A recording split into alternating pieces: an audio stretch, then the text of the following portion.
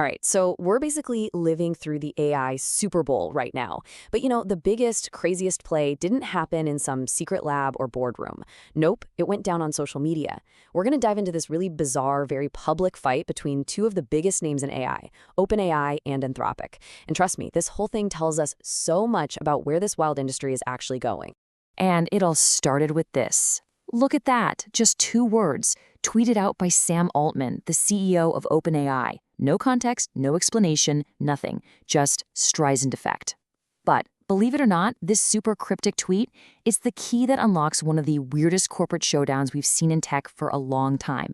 And it's the perfect example of how trying to land a punch can sometimes make you hit yourself hard. So, okay, what in the world provoked that tweet? Well, to get it, we've got to rewind a little bit and look at the first shot that was fired in this whole battle. And it came from OpenAI's biggest rival, Anthropic, in the form of this really weird ad. Seriously, you can think of it as the AI world's very first diss track, a super public direct shot at the king of the hill. So the ad kicks off, and it seems totally normal, right? Just a user asking an AI a super common question. Hey, got any parenting advice for my picky toddler?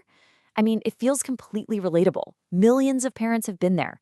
It's the kind of thing you'd expect to see in a standard, look how helpful our AI is kind of demo. But then, bam! The AI's response just goes completely off the rails.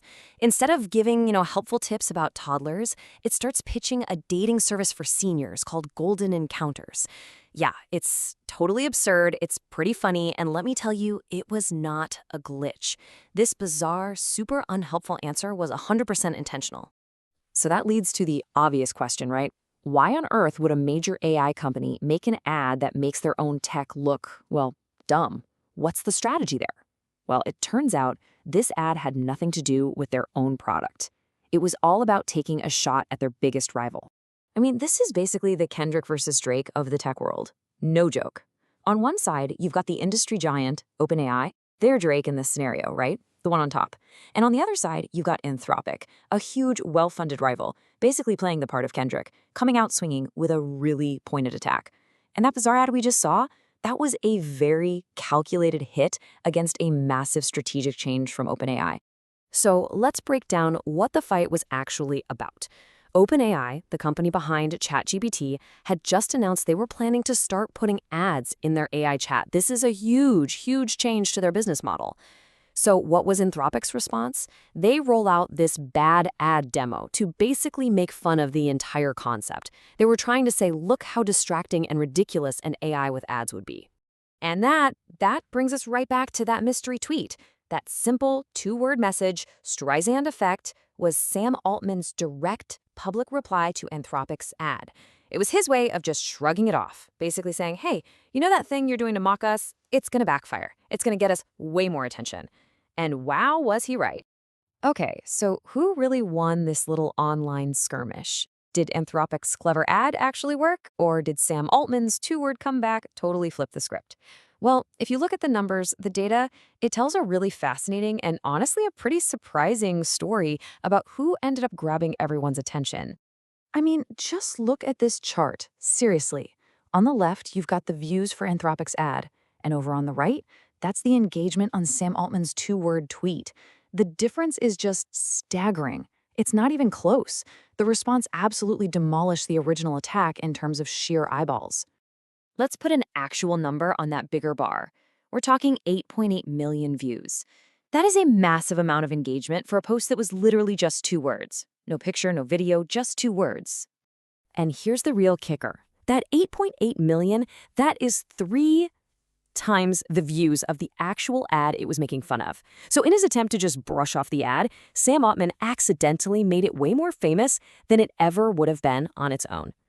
And that, my friends, is a perfect textbook example of the Streisand effect. If you haven't heard of it, it's named after Barbara Streisand, who once tried to get photos of her house removed from the internet, and in doing so made millions more people go looking for them.